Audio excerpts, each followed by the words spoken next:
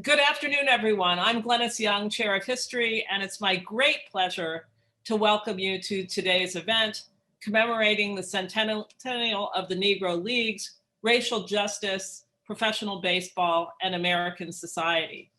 Before we begin, I'd like to recognize that today we are meeting on the historic and contemporary lands of the Duwamish, Suquamish, and Muckleshoot nations and other Coast Salish peoples who call the waters and coastline of the Salish Sea home.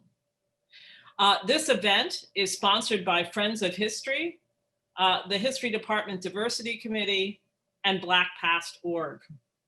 I'd like to extend my thanks in making this event possible to each of our speakers and from the History Department's World Series caliber team, Alexander Colley and Josh Apfel. It's also my great pleasure and deep honor to introduce my colleague, Quintard Taylor, Professor Emeritus of History and former holder of the Bullitt Chair in American History. Professor Taylor is also the founder of BlackPast.org. He will moderate today's event. So I'm now going to turn everything over to Professor Taylor. Thank you, Professor Young, and thank you and the History Department for inviting me to moderate. This is going to be, I believe, a very, very exciting webinar. We're going to get into it in a minute, but I wanted to sort of play on something that Dr. Young said. BlackPast is one of the sponsors, and for those of you who don't know, BlackPast is a 6,000-page website on African American history. It is, in fact, the largest website of its type on the internet today, according to Google and other experts. And we have developed, especially for this symposium, a new page, which is going to come up in a minute. It's called the Negro Baseball Leagues. And I want to tout this page because this is, I believe, the most comprehensive page available on the Negro Leagues. And in fact, it's not just on the Negro Leagues, but it's on Black baseball before the Negro Leagues were established in 1920. And of course, it covers some teams that go even beyond.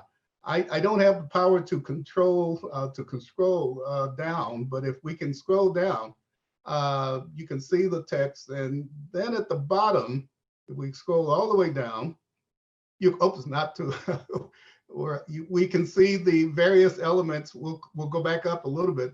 Yeah, the Black players in the Major League Baseball, 1878 to 1888. In other words, the pioneers. And then you can see Black teams before 1920. We won't go through all of these, but I just want to talk about the headings. Black teams before 1920, the players 1920 to 1950, the men, and you might see some surprises there.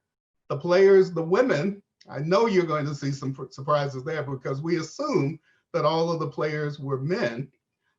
We also have a section on the teams, the various teams, and a small but growing section on the owners, the African Americans who were owners of the various teams in the league.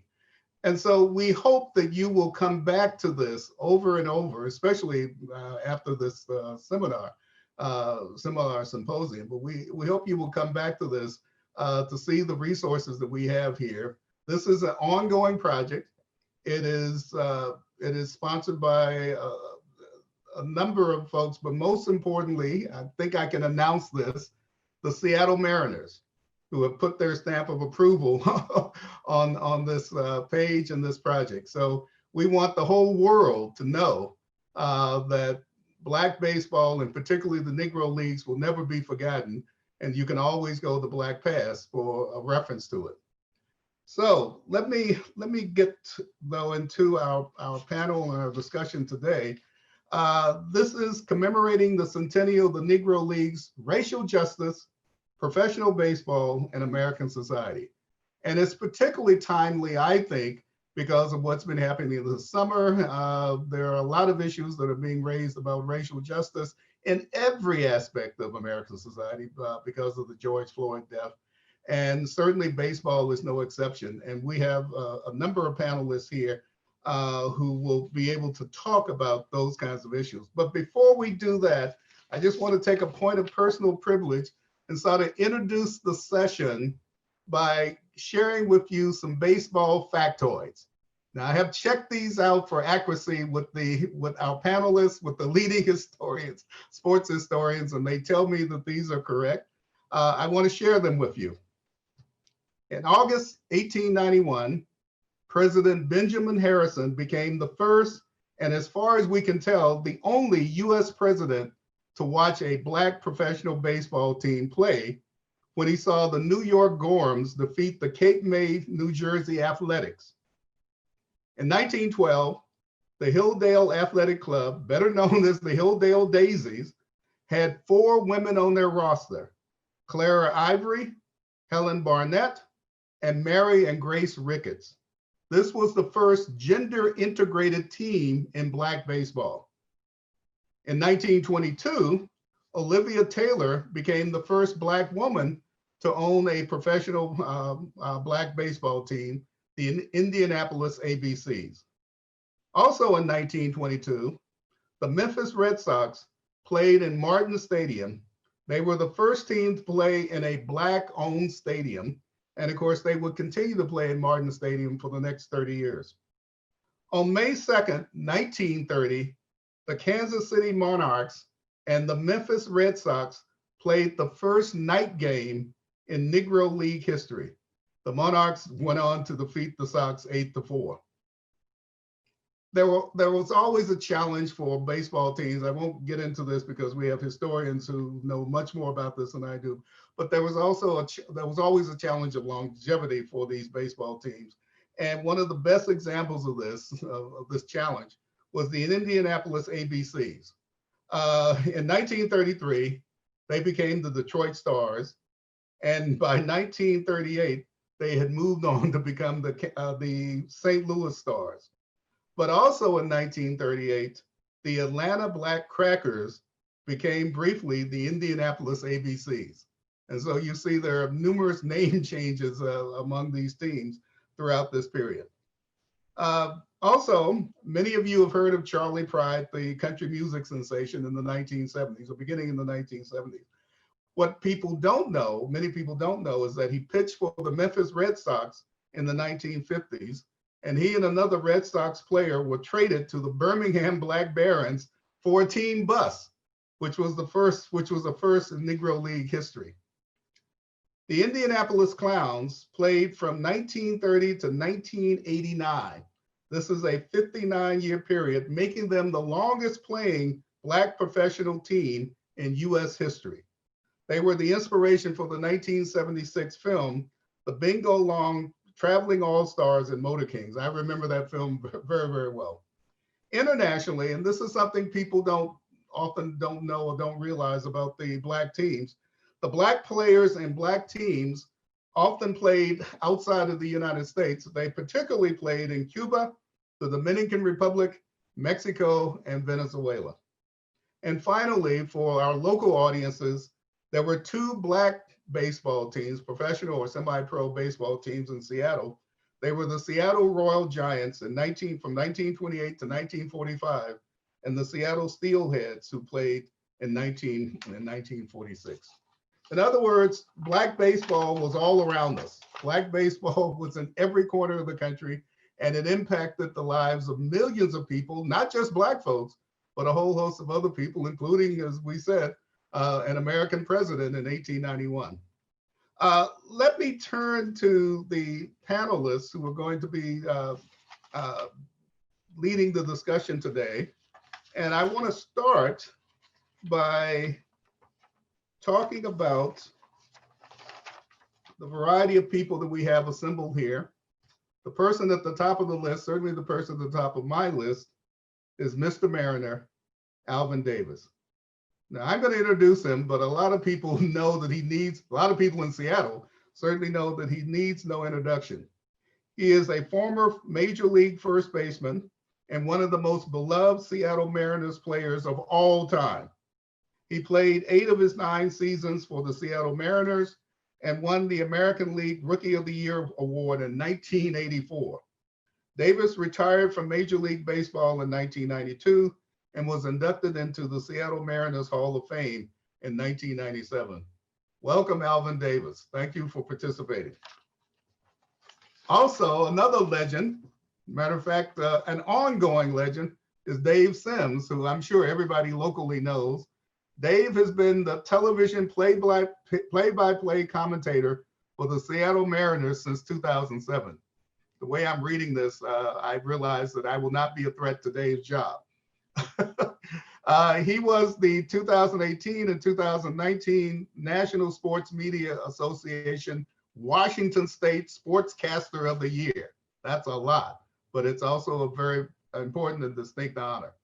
Sims is one of the few African Americans doing play-by-play for a major league team here in the United States. He began his career as a sports writer for the New York Daily News, and he's been the play-by-play commentator for basketball and football as well. We also have two professors, Dr. Leslie Heaphy. I'm pronouncing that correctly, I assume. Is that correct? Okay, I'll stand corrected when you will announce yourself. She is the Associate Professor of History at Kent State University at Stark. This is Stark, Ohio, I assume. Okay, I'm not sure where Stark is, but we'll find out. More importantly, she has written or edited 6 books, numerous book chapters and articles related to the Negro Leagues and women's baseball, including the highly reviewed book, The Negro Leagues, 1869 to 1960. Heaphy is currently serving as the Vice President of the Society of American Baseball Research and is on the board for the International Women's Baseball Center. Our other scholar is Dr. Lewis Moore, who is an Associate Professor of History at Grand Valley State University. Lewis, tell us where that is. Is that in North Dakota? No, your mic's. Grand Rapids, Michigan. It's in Grand Rapids, Michigan. I'm sorry, Grand Rapids, Michigan. Okay. He teaches African American history, civil rights, sports history, and U.S. history. He is the author of 2 recently published books, I Will Fight for a Living, Boxing and the Battle for Black Manhood, 1880 to 1915, and We Will Win the Day, The Civil Rights Movement, the Black Athlete, and the Quest for Equality. Professor Moore has also written for a number of outlets, online outlets, and he's appeared on news outlets talking sports and race. And I imagine he's getting a lot of work now with those topics. Finally, there's Dr. Raymond Doswell. He is the Vice President of Curatorial Services for the Negro Leagues Baseball Museum in Kansas City, Missouri. And I have to add, I've been there. I love the museum. I'm going back. I hope to talk to you in person one day there. Dr. Doswell earned a master's degree in history at the University of California, Riverside, with an emphasis on historic resources management. He joined the staff of the Negro Leagues Baseball Museum in 1995 and was its first curator. The museum has grown into an important national resource, welcoming close to 60,000 visitors annually. He earned his doctorate in educational leadership from Kansas State University in 2008 through work in partnerships with the museum to develop educational websites and programs. We'll talk afterwards because we may need your help. Doswell travels extensively as a public speaker on topics of baseball and African American history. Now as museum vice president, he manages exhibitions, archives, and educational programs. Let me get into our discussion first by allowing each of the panelists to speak for a few minutes, maybe about 5 minutes or so, about their ideas concerning baseball, Negro League baseball, and how Negro League baseball and those experiences speak to us today. So should we start? Should we start with the first person introduced, who's Alvin Davis? If you're willing to start, Mr. Davis, we appreciate it. Well, I appreciate it, Quintard, Dr. Taylor.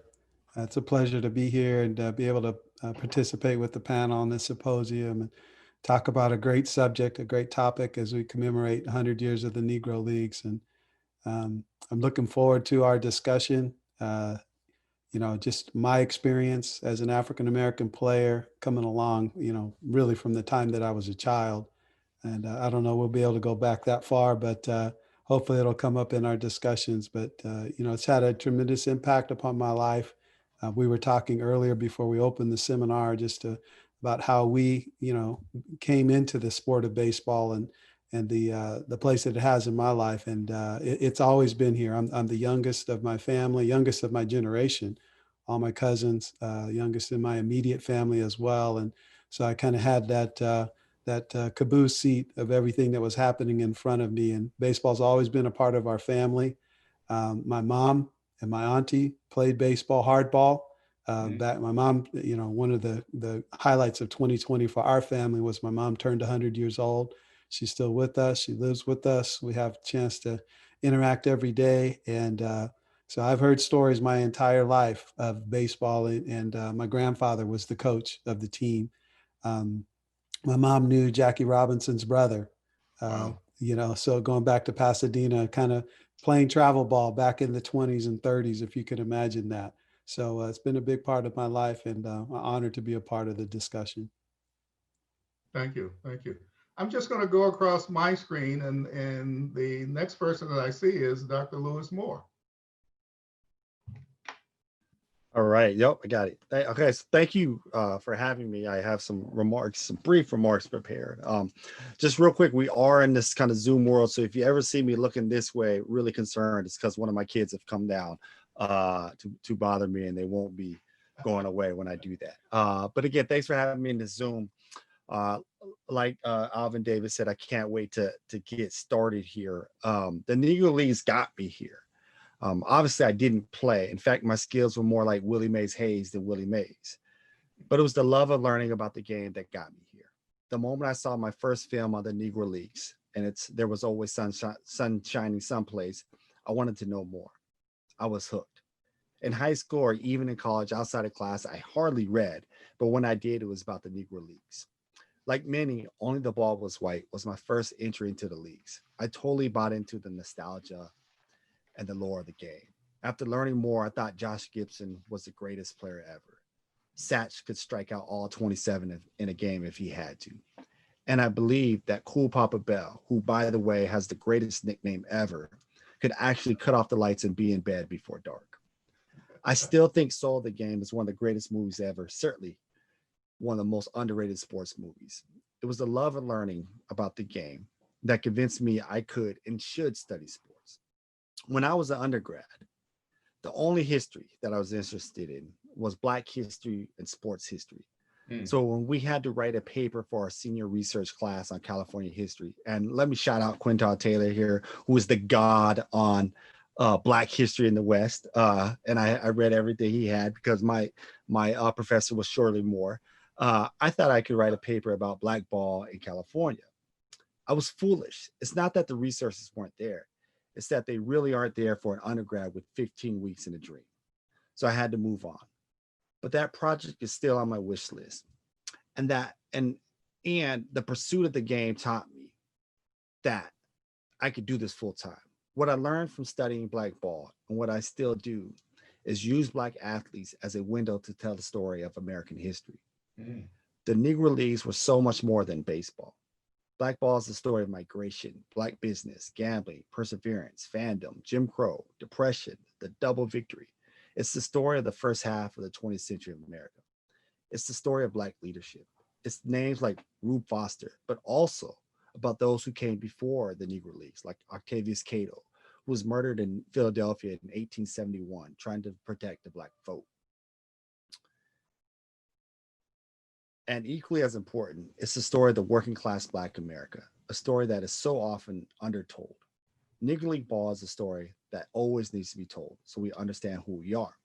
Let me make one more point. Recently, both the LA Times and HBO have carried stories about the move by some baseball historians to have Negro League stats count in Major League Baseball's official record book. As they know, Major League Baseball uses stats of old leagues and acknowledges those guys, but won't do the same for Negro League stars. These people have a point. This is double discrimination, keeping the players out before and after integration.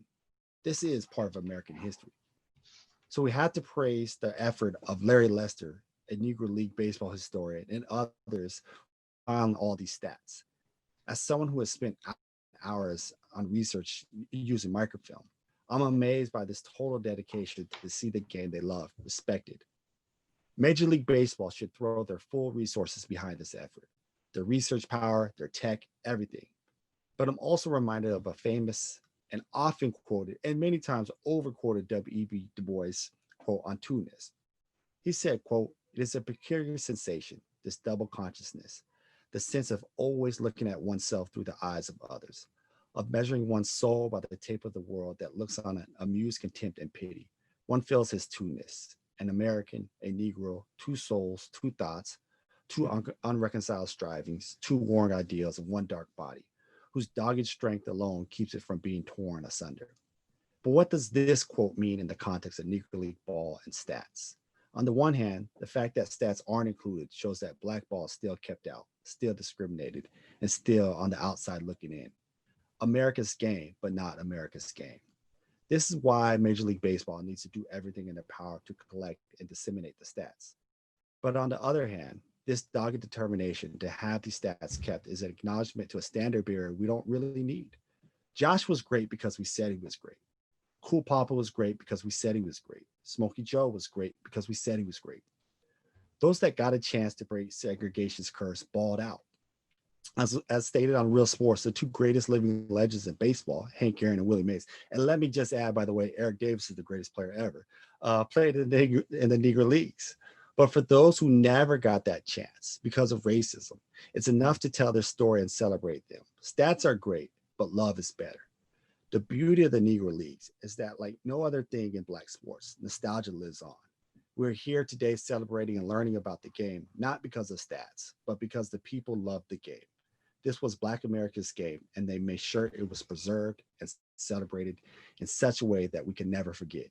It was truly the people's game, and that can't be measured or quantified. Thanks. Wow.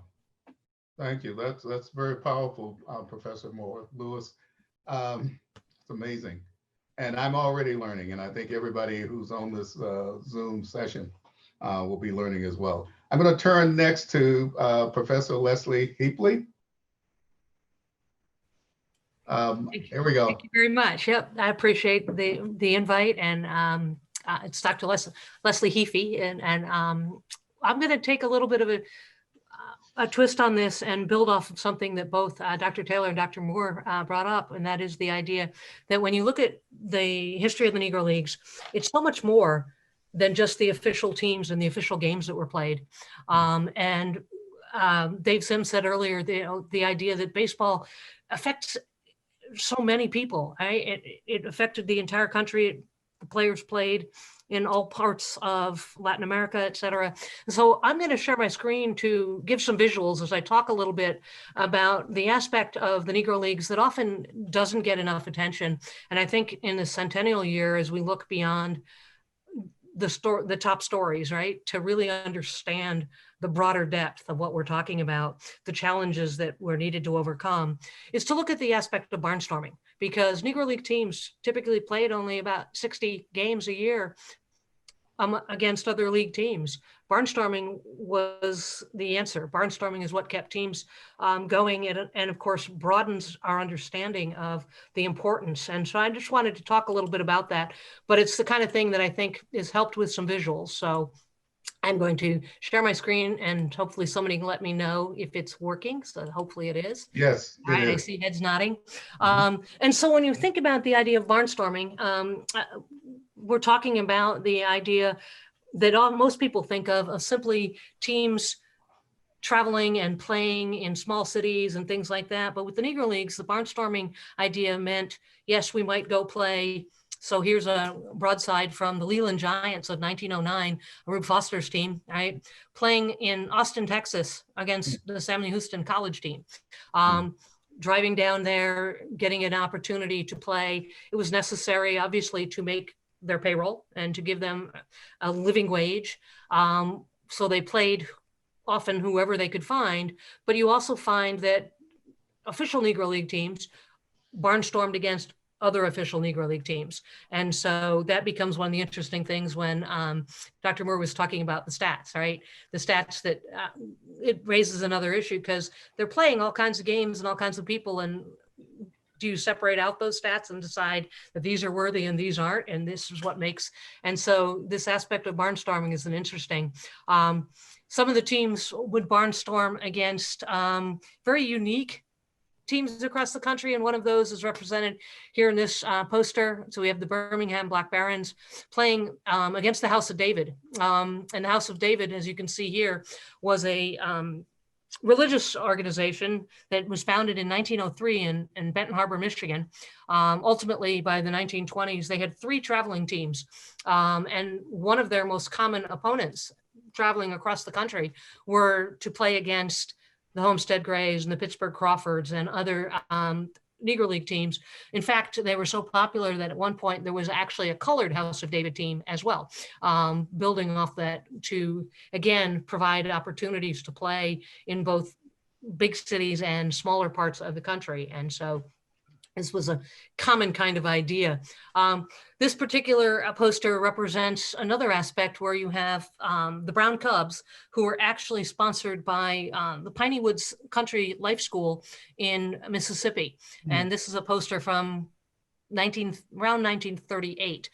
They were also known as the singing baseball team because they would travel with the college drum corps. And so they would put together this opportunity to entertain people in a variety of different ways, which was often the idea of some of the barnstorming.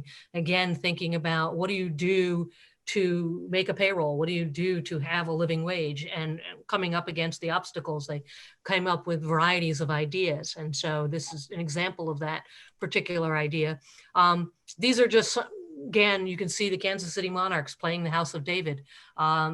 Detroit Wolverines in 1920 were an independent team that played against many of the Negro League teams.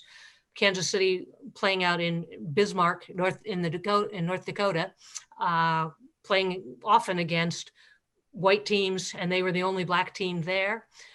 Headline: Homestead Grays, the Cleveland Buckeyes, barnstorming with one another. And so you get playing across the country, anywhere they could find, north, south, east, and west. It didn't really matter.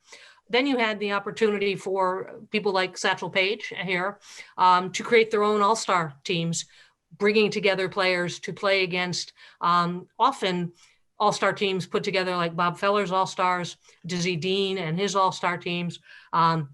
Satchel, of course, having the opportunity, given who he was, to have his own transportation, which was not the norm. And of course, Satchel has an interesting history with his airplane. So he was a pilot himself, but after a crash, he was not allowed to pilot his own plane anymore. So that was, but so here's Satchel with another one of out in the Oakland area with his all-star team playing. And so you get a sense of the kinds of places. So you can see Fayetteville, Arkansas, they're out in Oakland. Just gives you a sense of the magnitude of Black baseball in this country and the number of people who were impacted by when we think beyond just the typical idea of the Negro Leagues. Roy Campanella having his own all-star team. And so this was a common idea. And this one is an interesting one because it shows you they were playing at Rickwood Field in Birmingham, which of course is one of the oldest operating baseball stadiums in the country. And if you look at the broadside here, you'll see that Monty Irvin, Junior Gilliam, Larry Doby, names that people would recognize, Joe Black, Minnie Minoso, and all playing on Campanella's all-star team. And so giving you some examples of some of the kind of play that went on. Now, another aspect of the barnstorming that you have to acknowledge when you think about putting together this larger, broader history was also the aspect of the clowning side of things that came in, that for some people, because of the movie Bingo Long and the Traveling All-Stars, that's sort of their image of the Negro Leagues, that's what was their style of play and things. And of course, there was elements of that, and you can see that from all of these posters representing the various iterations of the Indianapolis Clowns, who Dr. Taylor mentioned earlier is one of the longest standing teams, run initially by Sid Pollock. But Oscar Charleston, you can see mentioned, and Buck O'Neill with the Kansas City Monarchs and the Indianapolis Clowns, opportunities to say, this is how we need to present ourselves in order to be able to play. And that's one of those obstacles, and understanding the context of the time period. And an even broader sense of that idea of how entertainment was used in the 1930s was the Zulu but Cannibal Giants, represented here with posters that you can see, a team put together by Charlie Henry. And Zulu but Cannibal Giants were actually pretty decent ball players, but found that this idea of representing themselves as Ethiopians, think about the 1937 timeframe, war against Ethiopia with the Italians, so the interest there. What's interesting about this particular team is that many of the Negro League teams themselves actually didn't want to recognize this team because of the issues of bringing up, how are we going to be viewed? Are we going to be viewed seriously, et cetera? And so it represents some of those challenges beyond the ones that we typically think about with that. There were, obviously, you mentioned the Seattle team, so I put this one in here specifically. I mentioned the Seattle Steelheads playing the San Diego Tigers out on the West Coast. And then the other is the San Francisco Sea Lions, which was one of the teams that Toni Stone played for before she ended up on one of the Negro League teams. And so interesting aspects of barnstorming that were a huge part of the Negro Leagues. And then I just simply wanted to end by talking about one other aspect that I think is kind of important. And I'm just going to throw up a few names here as we're talking, a couple pictures. The aspect of women's participation. And you saw on Dr. Taylor's page, I was really pleased to see that you're going to include the women of the Negro Leagues, because there's so much of that. And here again is another aspect that we don't think about and don't recognize. Most people might recognize the names of Toni Stone, Connie Morgan, and Mamie Johnson, and possibly the other picture there, of course, of Effa Manley, owner of the Newark Eagles, who's the only woman currently in the Hall of Fame. But the Dolly Vardens, all women's baseball team playing in 1883 in the Philadelphia area. Two Dolly Varden. There were actually three African-American women's baseball teams playing in 1883. The St. Louis Broncos, who played in the 19-teens. Hilda Bolden Shorter, daughter of Ed Bolden. And the list goes on and on. There were other women who played on within and against Negro League teams. Wow. Pearl Barrett, Isabel Baxter. The list. So my simple point in showing all of this and choosing to talk about that aspect of the Negro Leagues is really just as we think about understanding the importance of and seeing the story as a bigger one than we sometimes realize. And I think it's important, at least, and for me as a historian, following on what Dr. Moore said, looking at the history of the Negro Leagues, we see every aspect of American history represented there. And so just another aspect to look at. So, wow, thank you. I mean, this is amazing. If I could editorialize, I am learning so much here. I thought I knew something about the Negro Leagues, but I'm realizing that I don't. We're going to turn to somebody who certainly knows a lot about baseball and may well know more, maybe we'll share even more about the Negro Leagues. Dave Sims. Dave, you want to join in here? All right, Doc. Hey, thanks a lot, everybody, for the invitation. Pleasure to be here with you. Baseball's been, the old Saturday Night Live bit went very, very good to me. It was something that I started out probably 4 or 5 years old. My father worked at the Philadelphia Post Office, worked his way up into a white collar job. But in the meantime, he was playing softball with so many, hundreds of guys in the post office, and many of them had played at HBCU. So the competition was fierce in Fairmount Park. So I've been watching softball since I was, yay big. And, my father always encouraged me, and my brother and I, we were out there playing catch and goofing around and all that kind of stuff. And then he got me involved in a million things. And baseball was easily my favorite sport, the sport I fell in love with. And And I can remember being in a neighborhood, playing stickball, punch ball, every form you can think of, especially in Philly. Half ball, you take a little ball, just even hit a half a ball. Let's even do that, Alvin. That ain't easy. I tell you what, it's hard enough hitting a baseball, let alone when it's round, let alone hit when it's half. So, that's a part of Philadelphia tradition. I can remember playing baseball dice games, board games, and mechanical games. I mean, I just absolutely loved it. We lived 10 minutes from Connie Mack Stadium. We always went to see Willie Mays, Bob Gibson, Hank Aaron, all the Black Stars in the National Leagues in the 60s. So, and I was a decent athlete, but, I knew I wasn't going to go to major leagues. And somebody said, you could cover sports. And that's how I got into sports media. And I always wanted to emulate, the great broadcasters we had in Philly, plus the guys I saw on TV. And I've had a chance to talk to a lot of those guys, meet a lot of them. And I'm living the dream. I mean, I'm probably in the history of Major League Baseball, I'm about the 5th full-time Black guy doing baseball on TV. Bill White was the first African-American I saw do a sports broadcast and a sports telecast involving a game. I think it was the ABC affiliate in Philly, and he retired from the Phillies, I believe, and they threw him on a hockey game. He didn't know anything about hockey, and they had to throw him in a deep end and let him swim out. Good luck on that. And he became a great broadcaster with the Yankees. And so he was an inspiration among so many others. But I really love what I do. I've had the opportunity to work in the National Football League. I still work in NCAA basketball and football. But being here in Seattle has been, one of the highlights of my life. Being able to be here, just finished my 14th year. It does go fast, my God.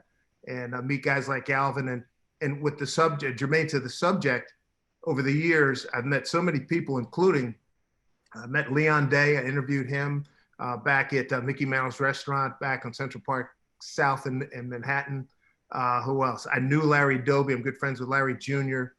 Oh, goodness. Buckminster O'Neill. I interviewed Mr. O'Neill on multiple occasions. I remember first time I met him, it was in Kansas City. I was doing an ESPN game, and I see him from across the dining room, and I said, wait a minute, I know that guy. And I was like, hey, dummy, you saw him on Ken Burns' film, baseball. I went over and talked to him and introduced myself. I said, I want to thank you and everybody of your generation for what you did and what you do, which allows me to be here today talking to you, getting ready to broadcast the game on ESPN. I can't begin to tell you. So, yeah, boy, sit down. Where you from? Where you people from, man? Sit down. And he was great. It was just wonderful. And then flash forward about, I think it was the anniversary of Mr. Robinson breaking the color barrier. Said it had been 97. And I went to a forum at Long Island University. I was at Channel 2, the CBS at O&O at that time. And I remember going down and intercepting him as he was coming off the stage. And Mr. O'Neill, Dave said, yeah, boy, I know who you are. Give me some love. Give me a hug. And we did a great piece. I mean, I'm overjoyed every time I see pictures of him or hear any stories about Mr. O'Neill. This last year and a half has really been obviously momentous on so many levels. But let me just take you to the one level. September of 19, the Mariners, when you have the call-ups, expand the roster, we had 10 African-Americans on the club. And it was one of the most joyous times I've ever had doing a forum at the ballpark. And I didn't think about it, but I have to get you the picture of me standing in the midst of these 10 guys. And I did a Q&A. I did a whole Phil Donahue Oprah thing, interviewing him, how he got into baseball, that whole stuff. And it was just so cool, so rewarding to see that many Black guys in one spot to play baseball. Because now I know I met Edwin Jackson one time. He was a much traveled pitcher. He's had a hell of a career, coming up on 20 years, 15 teams. And I went up to him and introduced myself. I said, hey man, Dave Sims, I'm the TV announcer for the Mariners. It's glad to see another face that looks like mine playing baseball. Hey man, how are you? Hugging the whole thing. So his wife saw us out in the field. Says, how do you know that guy? Says, hey, two homies glad to see each other. I ain't gonna lie. And I do that all the time. And Alvin will tell you, the first time I met him, man, hey man, I am thrilled to see you. In the American League, we have 70 guys, African Americans in the Major League Baseball. And in the American League, I think for the last few years, I've met everybody. And some guys I stay in touch with, other guys I just see them 2 or 3 times we play. But it's always the same. Hey man, good to see you. All right, taking care of yourself. You okay? And it's very comforting. It's very comforting. And because somebody was asking me recently, I did a Zoom call with other Black play-by-play announcers, and we all had the same thing. There's never more than one or two of us at a place at one time. And I think, Alvin, you can relate to this, and Doc, all you docs, you can relate to this. Rarely, more than two of us at a time, particularly in sport, in baseball. Basketball, football speaks for itself. But to be in a position that I'm in right now and can influence younger people, white, Black, whatever, about the joys of baseball, the lifestyle, and just the career of being in broadcasting. It's been a terrific ride. It's been a privilege, a pleasure. And I thank God and thank my parents all the time. And I just wish my father and my mother got to see me when I started broadcasting in New York. I just wish my grandfather could have seen it, because they were born late 1800s, and they were like, "Boy, you doing what?" I can only imagine what they would be saying, because I still have some friends back in Philly that can't believe I'm doing this and have been doing this all these years. So pleasure for me to be here. Love Seattle, and damn, we got to get to the playoffs. It's got to happen soon. Dave, thank you. I mean, we love that personal perspective, and I want to come back to you and come back to the entire panel about your personal relationship with baseball as well. But before we do that, let's hear from Dr. Doswell, who is at the museum, the most important, to me at least, the most important baseball museum in the country. Not well, I won't make any comparisons. I'll just say I love your museum. Well, thank you, and thanks for having me. It's great to be in this esteemed panel with all of you. Greetings from Kansas City, Missouri. I'm Raymond Doswell from the Negro Leagues Baseball Museum, designated by the United States Congress as America's home for African American baseball history. We focus on trying to take the work of people like Dr. Moore and Dr. Heaphy and interpreting that for every audience member possible, from the little preschoolers who come in to those who have forgotten more history than I have lived, but who enjoy being out and learning about American history and African American history and coming to see our space. As was noted earlier, in a normal year, the museum generally welcomes about 60 to 70,000 visitors annually to see our multimedia exhibits. We've been responsible for creating much of the Negro Leagues gear that maybe some people wear or see, as far as caps and things like that, through our licensing programs. The museum was founded in 1990 with local business people, historians, and former players who worked to create the institution of the museum. It grew into a small exhibition space in 1994 and into our current home, which opened in 1997. The exhibit is about 10,000 square feet. I want to take a minute to try to share, just so you can see an image of the end of the exhibition. If you can see that image there, that is the Field of Legends. The idea is that you walk around the field, the timeline of African American and baseball history, and then you with lots of photographs, some artifacts, but mostly photographs as you walk through, and film exhibits, and then you can walk out onto the field among the legends who are there immortalized in bronze. What's important about that is that although you don't see it from this perspective, when you walk into the museum, you segregate it from the field. You look to the field through a chicken wire fence, chicken wire was used to separate the backstop in certain places, but it was also a device used to segregate seating in places where there wasn't integrated seating. So it's meant to make your journey through the museum more poignant when you get out to the field, because there may be some shortcuts, but you really have to go through the history, endure the history as these players did, before you can walk in this place of honor. And the statues represent some of the more important players in African American history, many of them inducted into the National Baseball Hall of Fame. What's important about that is we are not a Hall of Fame. This is not the Negro Leagues Hall of Fame. We're not the Black Baseball Hall of Fame. We don't induct anybody because the Negro Leagues existed because of segregation and racism. We don't want a segregated Hall of Fame. The National Baseball Hall of Fame honors many of these great players, and we encourage them to continue to do so. But when you do come to the museum, you will learn about these players and many others, including some of the owners, including Effa Manley, who was mentioned earlier, who have been inducted in the National Baseball Hall of Fame in Cooperstown. So we encourage folks to come. We have our website and Facebook page. Our goal is to tell as many stories as we possibly can, from the bat boy to the great home run hitters, as much as possible, and where space allows, to show pictures and photographs, and just connect this story to the broader story of American history and African American history. That is a story steeped, of course, in the Great Migration period of African American history, and is an important part of telling both the urban and rural story of America. So from a scholar standpoint, that information is here. We are building to expand upon what we have to create an education and research center nearby at the historic Paseo YMCA building, which is where the meeting was held in February 1920 to create the Negro National League, which is the anniversary we've been celebrating all year. And that way we can offer research services, not just to scholars and historians who are writing books, but also mostly to teachers and young people who are doing many projects as well. It's an poignant story. It's a very important story. This is the content by which we need to continue to teach so folks don't forget the lessons of integration and the struggles of integration from the past. This is an important on-ramp for a lot of the discussions leading up to some of the issues we've been all debating about this past summer.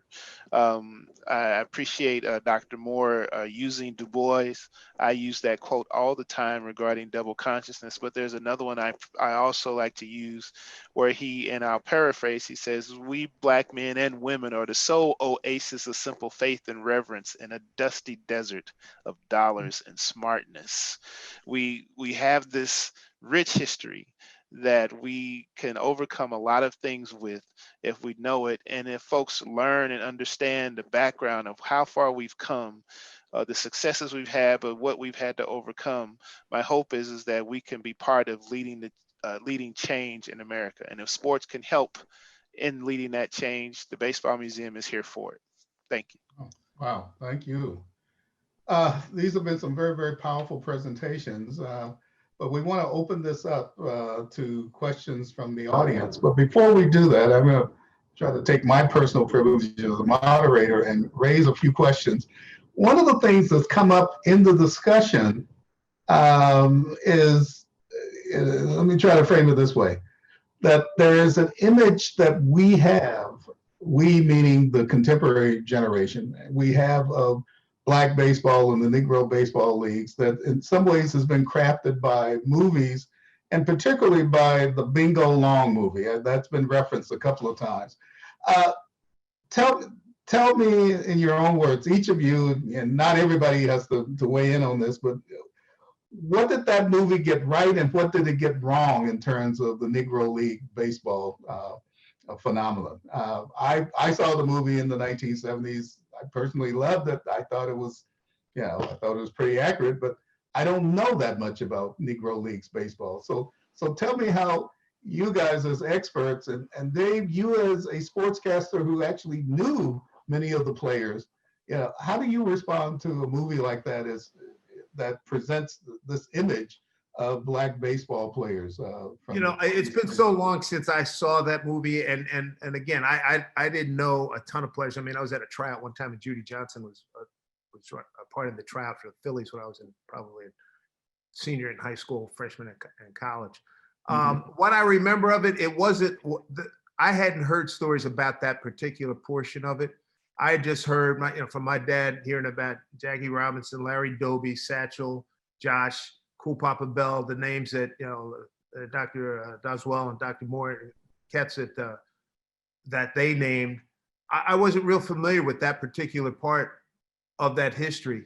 So when I watched that movie, as much as I loved all the stars in it, but wow, I've never been a huge Globetrotter fan either, because to me, it's the purity of the game and trying to win. And that in itself is a show. And I know circumstances were totally different. And you had to do what you had to do. I get that, and I appreciate that, and I respect all those guys. But that just wasn't my cup of tea. And because for me, you're trying to play to win, and you're trying to beat somebody's butt and get to a championship. But that's what they had during those times. So it's all relative to their time period. It just didn't fit me. I'm well removed from that. And although I consider myself having a decent grip on, better than decent grip on history, but it didn't appeal. That movie didn't really appeal to me that much. If I can offer some context. Sure. Yeah, by all means. Because, well, the movie could be a whole nother panel, so I'll try to do this quickly. All right. So I've studied it quite a bit. So 1976, the movie's based on a book, fictional novel by William Brashler of the same title.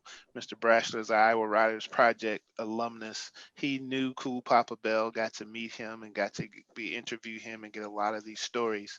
The book, although deals with actually a sense of Negro League players trying to gain independence from who they feel like their owners who are being oppressive to them. And the book follows the movie to a certain extent, with the exception that it's a little bit more serious in the book. But there is this aspect of the team, of the players doing a little clowning and doing some extra entertainment to earn money. Some general specifics, the Bingo Long character is actually a catcher, kind of based on Josh Gibson. Leon Carter, who is a pitcher, is one of the stars of the league. Of course, when you turn that into a movie, the great Billy D. Williams is not going to wear a catcher's mask. He's going to be a pitcher. So they flipped that around. The film was almost directed by Steven Spielberg, but they got John Badham to do the film. He's a television producer who will later go on to do Saturday Night Fever. So the movie was turned into a comedic endeavor with some changes in the plot lines and things like that. But in general, the people that they were able to turn to try to do something with the film was the last remnants of the Indianapolis Clowns baseball team, including Ed Hammond, who was a part owner of the team, and some of the actual players from the late 60s, including Darrell Austin, who was forgive the phrase, midget, who was part of the team.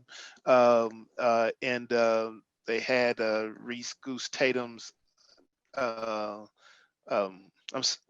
giant glove, all these different props and things like that. So Hammond taught all the actors, and some of those players were the last remnants of the clown teams who were exhibition team at that end. And so that kind of twisted the story to be less about the core of the Negro Leagues, but of this barnstorming team who did all this extra clowning to try to make a buck. But in the end, the idea was that these are players who are rebelling against their owners to try to create their own team and create their own independence within a situation where no one really had their own independence in segregated baseball. But the breakthrough moment was when the young player Esquire Joe actually gets recruited by the Dodgers to go to Major League Baseball, which is the death knell for all of it in many respects. So that's the film in a nutshell. It is frankly my first introduction to Negro Leagues history, but my understanding of it obviously it has been able to evolve over the years, and it is still the only film, whether you like it or not. It is probably still the most important film on Black baseball because it is the only film on Black baseball on the Negro Leagues to ever be shown in the theaters. 1976. Now we have Soul of the Game, which was mentioned, but that was HBO for television. And in the movie 42 on Jackie Robinson, it's just the first 5 minutes of the film. There's never been a film on the Negro Leagues since Bingo Long. Just to say one quick thing on the film, to Dr. Doswell's point of, for a lot of people, when they reference the Negro Leagues, that's often their first introduction. And that's where part of the issue comes in terms of people then not going beyond that to understand what that movie did or did not represent about the Negro Leagues. And so unfortunately for many, and my students are often among these, that's all they see. and they don't understand what was happening, and they don't see the context, and they don't get all the other pieces to realize even why something like that might have even happened or why it was necessary. And they come away with this image that the entire Negro Leagues was like that, which of course is not an accurate portrayal at all. And so the movie, yes, it has many things, but it should be a bare beginning point. And for a lot of people, it's unfortunately their beginning and their ending point. Anybody else want to weigh in? Okay, okay.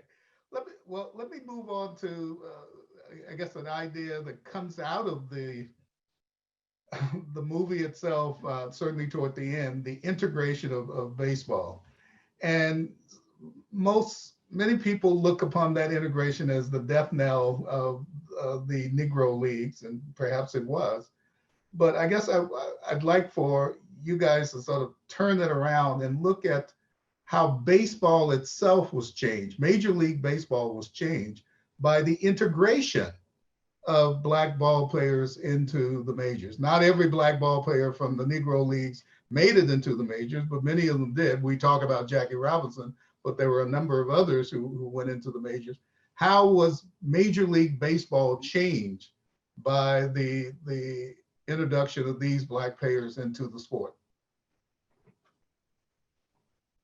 Well, you look at the National League, look at the Dodgers. I mean, Campy won, what, 3 MVPs in about a 4 or 5 year span. Jackie Robinson won, what, Rookie of the Year. I think he got an MVP. Nuke won a Cy Young and what did he win? A Cy Young and an MVP.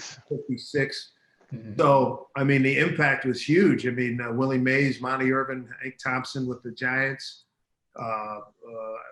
Mr. Doby, Larry Doby with Cleveland. I mean, they impacted, and most of that, it's interesting. I happened across a piece of video today on YouTube about the 57 All-Star game, and they had, I don't think the American League in that 57 All-Star game had a Black player. Meanwhile, the National League started Willie Mays, Henry Aaron, Ernie Banks, and Frank Robinson.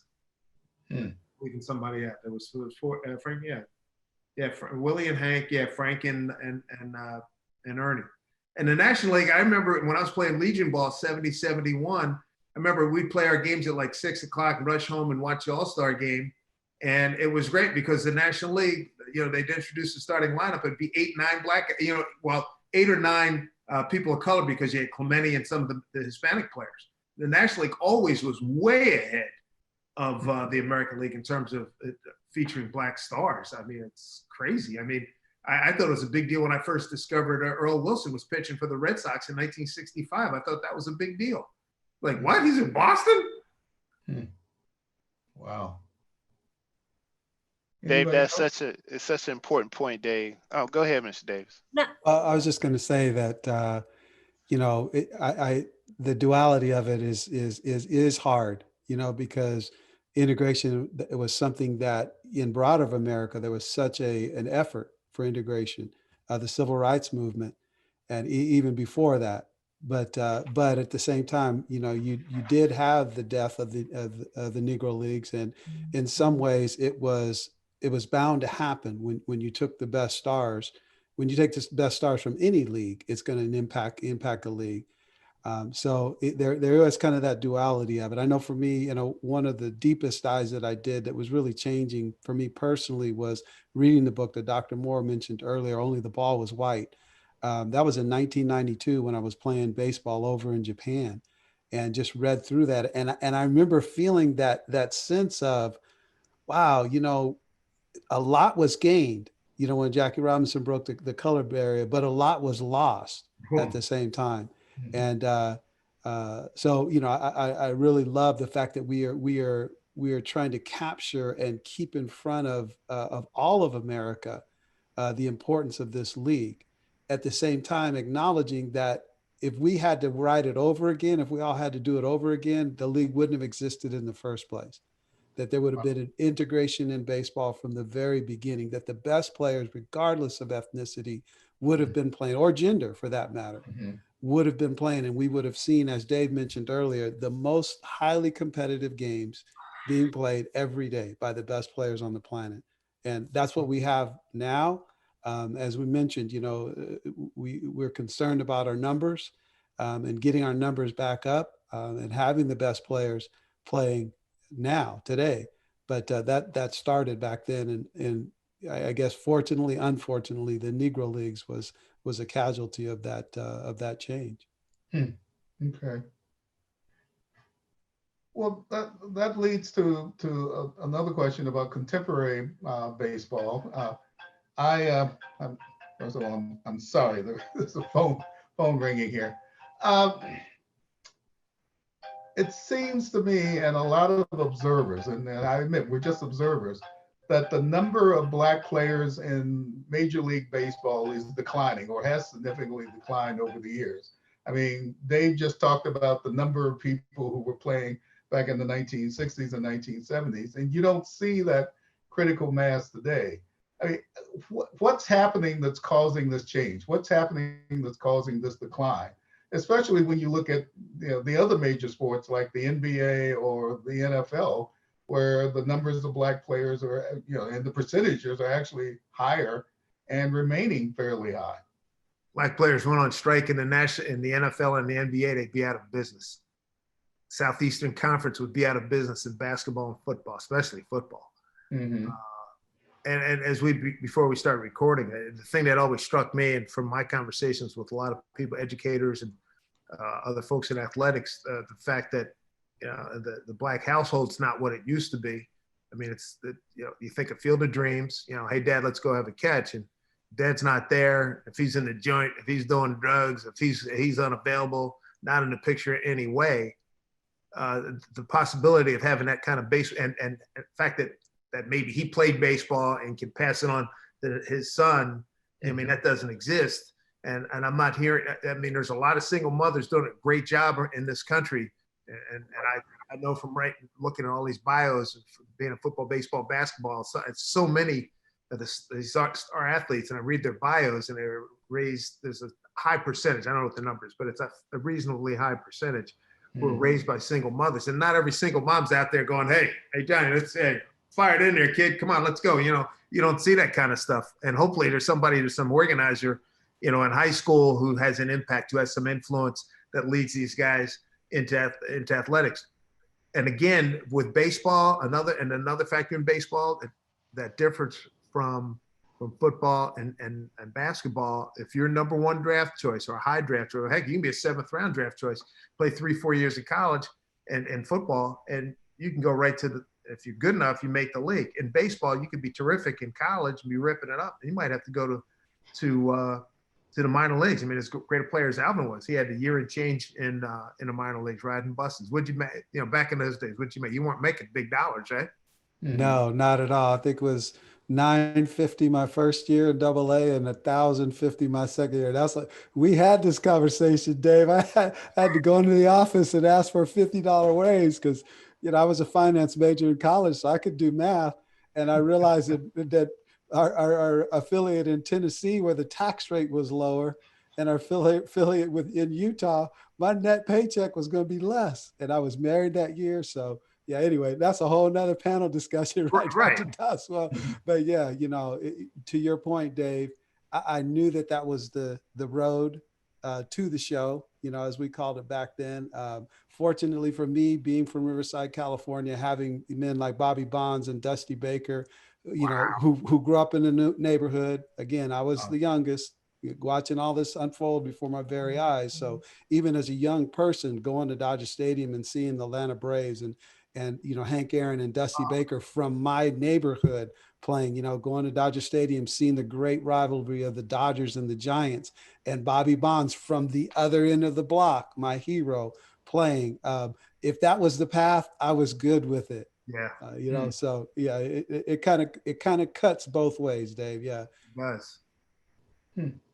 Anybody else want to weigh in on that? Yeah, I'll say something real quick.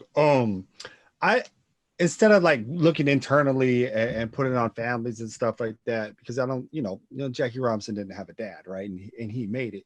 I would say like there's other factors, right? And if we look at our parks and our playgrounds and what happened, California is a great example. You have stuff like Prop 13, right, where you lower the housing taxes, and all of a sudden you don't have money for playgrounds. And where do the guys go play? Another great thing is, like we talk about, Alvin Davis was a star in the 1980s. You know how many black baseball stars there were in the 1980s, and MLB didn't do anything with that. You had Alvin Davis, you had Darryl Strawberry, you had Doc Gooden, you have Eric Davis, the greatest player ever.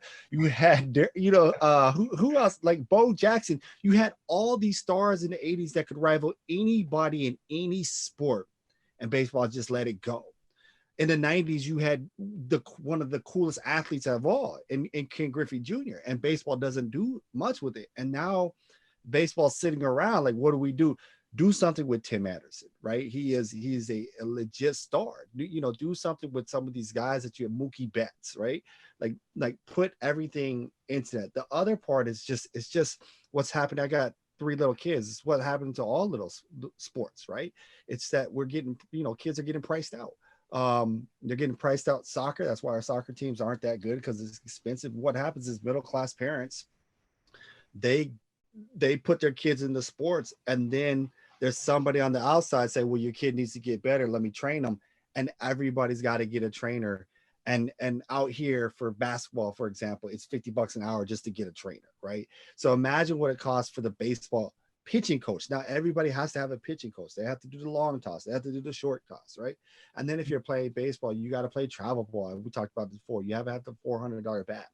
So part of this is not like on the family. It's what baseball hasn't done. And I think we talked about this a little bit before, but baseball needs to step in and do something about the cost. They need to sponsor some of these teams. When they had I think that's too, what you're saying, what I'm saying, we're saying, we're on the same page. We're on the same page, man. Seriously. Right. And like Jackie Robinson West, that was one of the great stories of sports when they won the Little League. And they have one player who actually gets drafted by the Cubs. And I think at that moment, baseball should have done something when they won the Little League, when this guy gets drafted, right? It should be a huge story. So that's how I see it. But there's so much more too. It's just more kids are going to college. Now the price is getting higher, but when some of these guys are coming up, the opportunity for young, black people to get into college wasn't there. And now there are more opportunities in college. So maybe people just want to concentrate on that rather than baseball. Yeah. I was just going to add one more thing to the cost issue, and the other is also the lack of leadership at the top. You don't have anybody much in the management areas and in the ownership area that can make those kinds of decisions that would address some of the things we're talking about. And so when you think about that leadership side as well is also missing. So add to all the other things you're talking about, the cost, college, et cetera, that's another aspect of it as well. One thing that gets me too, and I've heard people talk about this with football's CTE problem. I remember even President Obama was asked one time, if you had sons, would you let your sons play football? He said, hell no. And whereas for me, that's like a door opener for baseball, and for baseball, from like you said, Doc, from top bottom, hey, the door is open. Let somebody get through it. Let's do something. Let's get some initiatives going that can impact. And we're talking about, Dr. Moore, you're talking about not promoting Junior and Mookie Betts and all this. Heck, we don't do enough good jobs promoting the white players, let alone the black players. I mean, Mike Trout's one of the best players, might be the best player of the generation. It's like, no commercials or anything big time. And there was a thing a couple of years ago, a worldwide poll of athletes, and the baseball player that polled the highest was Jeter at like 222, and he had been retired for 4 years. Wow. Can I take a slightly contrarian view? Go for it.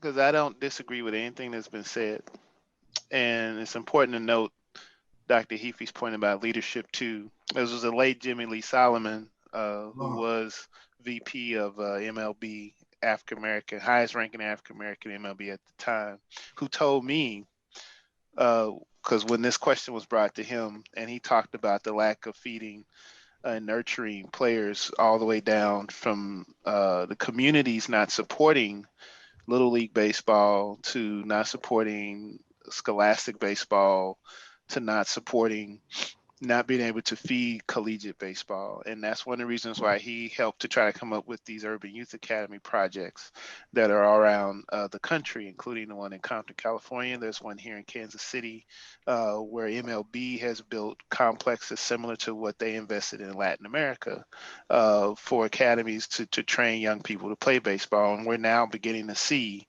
some of those players from that effort starting to make it to the major leagues.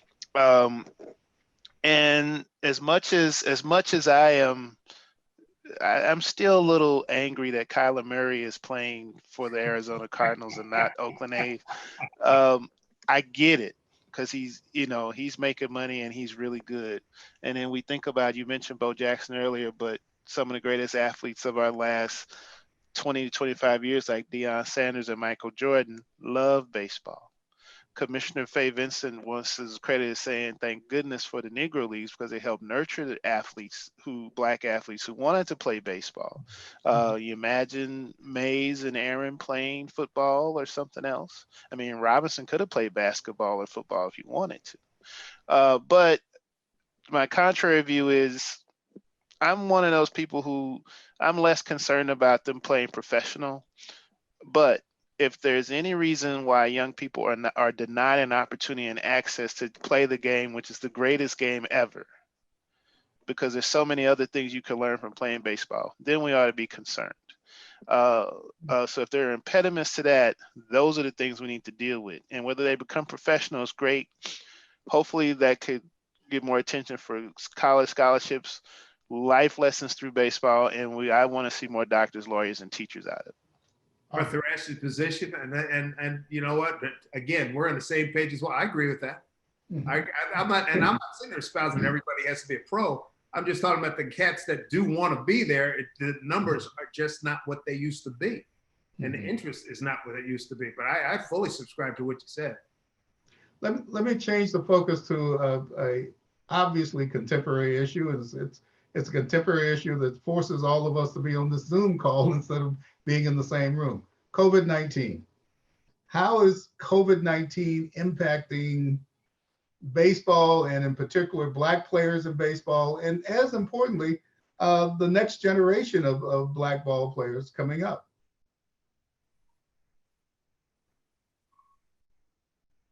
Well, Alvin, you talked about it before we started recording about how it impacted the Mariner Ball Club.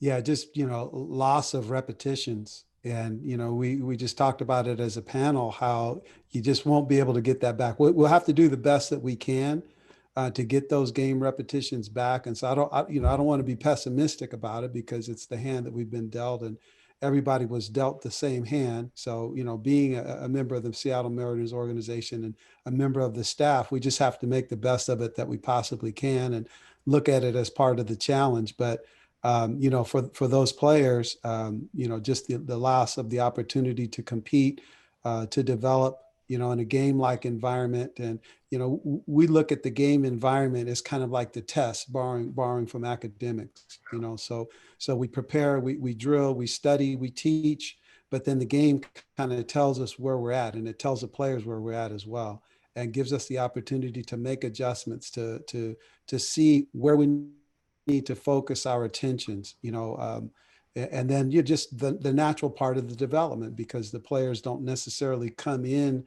The vast majority players don't come into our organization completely developed. There are other things that need to develop. Pitchers need another pitch if they want to remain a starter.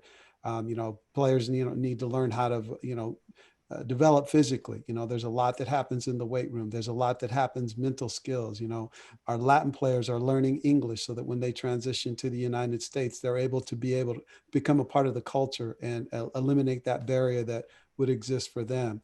And so, again, we did the best that we could. The alternate sites that all of the clubs had, some of the clubs doing off-season programs that are still continuing. We have a camp going on right now in the Dominican Republic. We had the Fall Development League down in Arizona. And so, we made the best out of it that we could. But even me, I wasn't able to be inside the bubble. And so I saw the reports remotely that came, via email.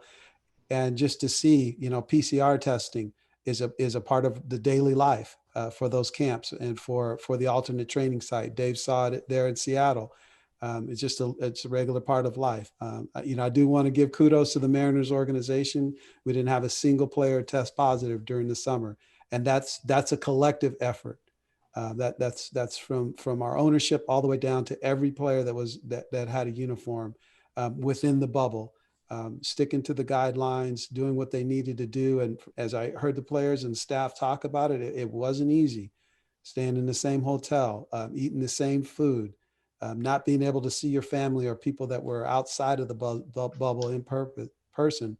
That was all a part of it. So I guess I say all of that to say COVID-19 impacted 2020 very, very deeply. And I think in some ways we're going to see a continued impact as we go into 2021.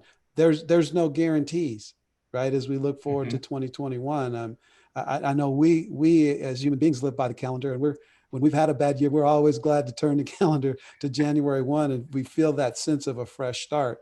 But again, there's no guarantee. We're hopeful about the vaccine, and we're hopeful that there are things that will allow us to get back to some sense of normalcy.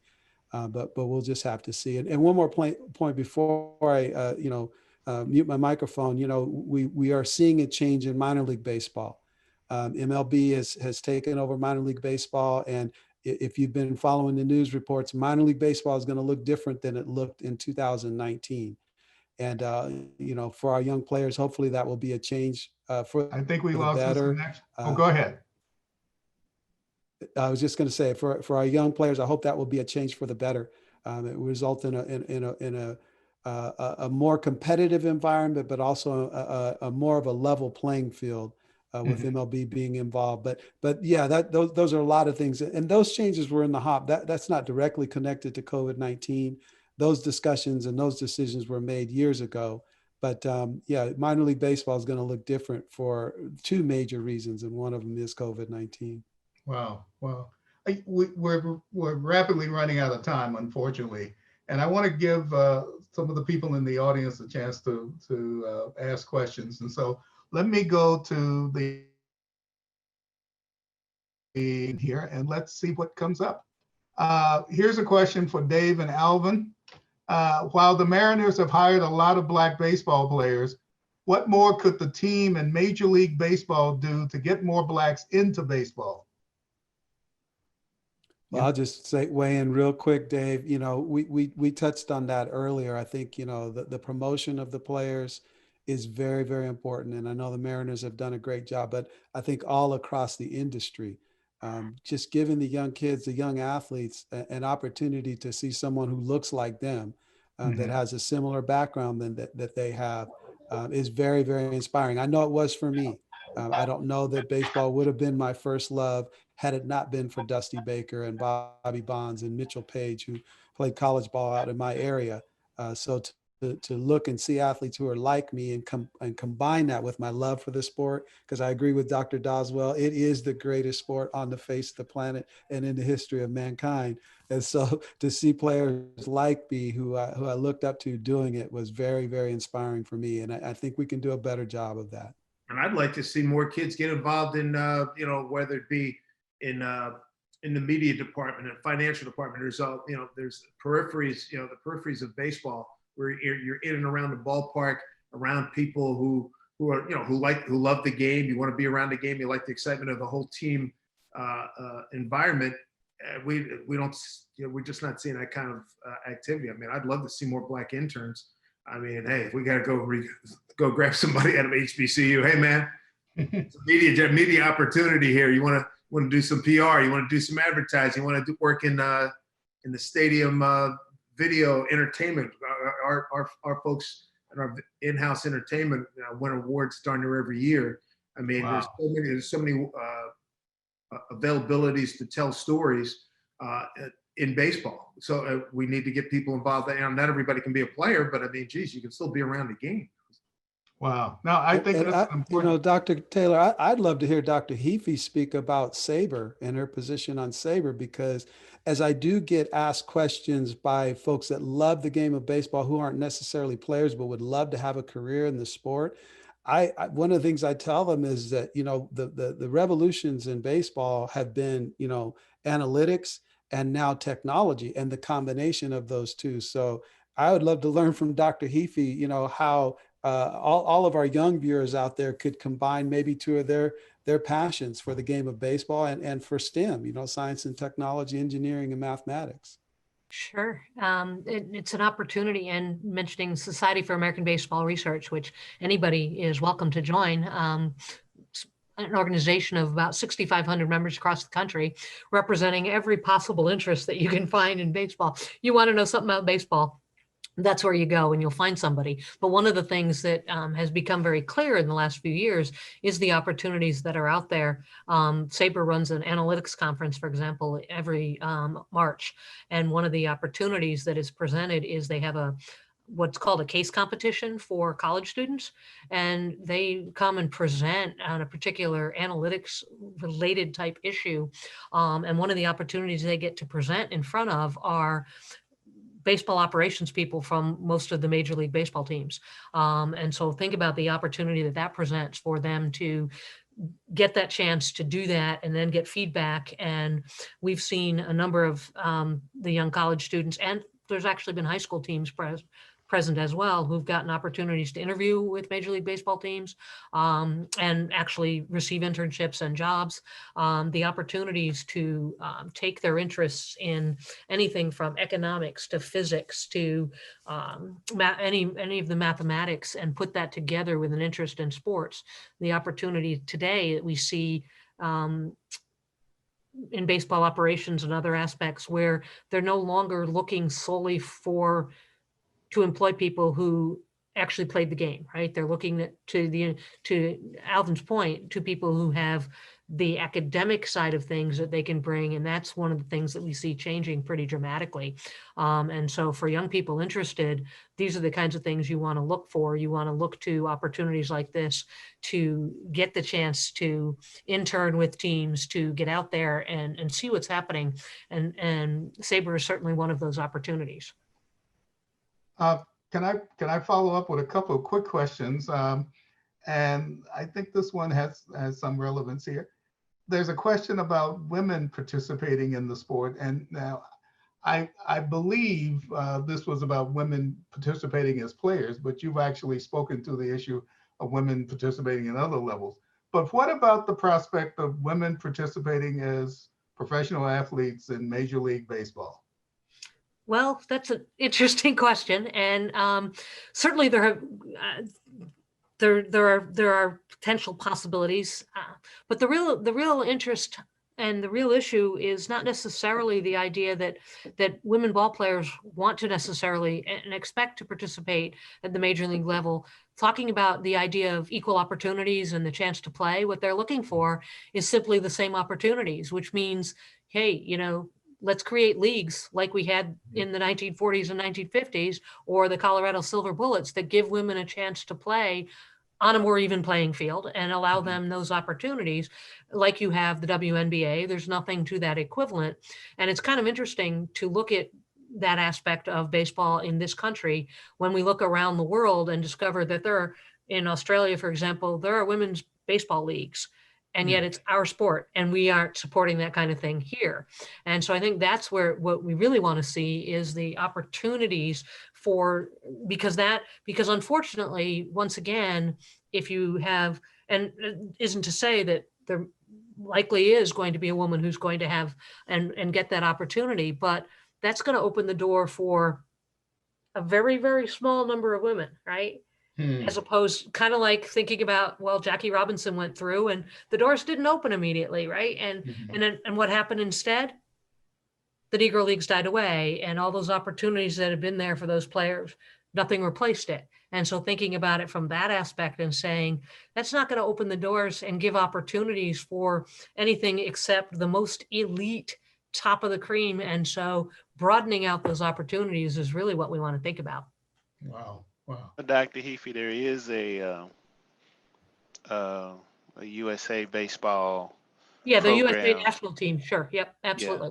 And they've now developed the Trailblazers series and things like that to start the pipeline. Absolutely. And that's all been within the last 3 or 4 years and that's a great start.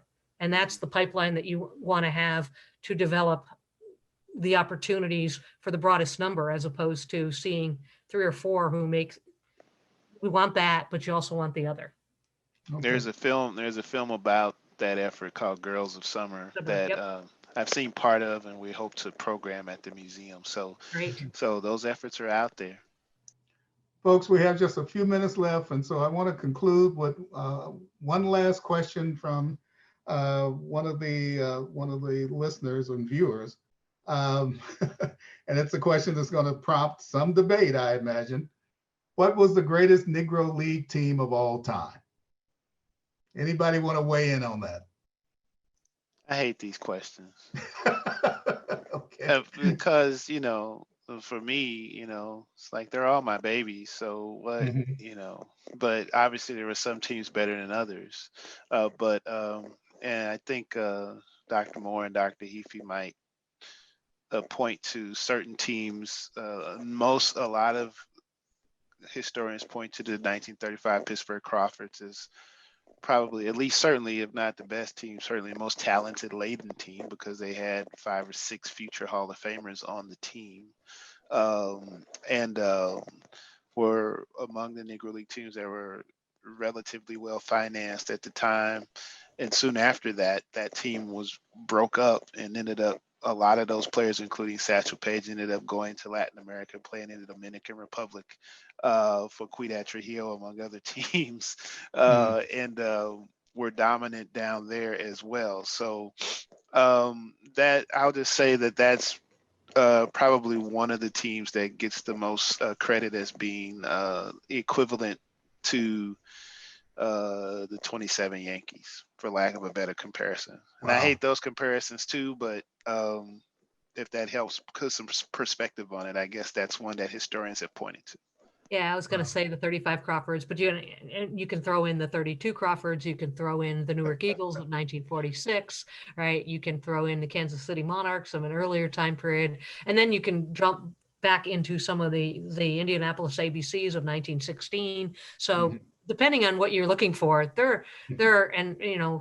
sometimes it's also determined by people's favorites. But I think the Crawfords, as Ray said, the 35 Crawfords, the 32 Crawfords, you got Charleston, you got Gibson, you got Bell, you got Judy Johnson, you got Satchel Paige. Hard to dispute that in terms of just the future Hall of Famers, if that's what you're, and they, but there's a number of them that you could look to for that same kind of idea.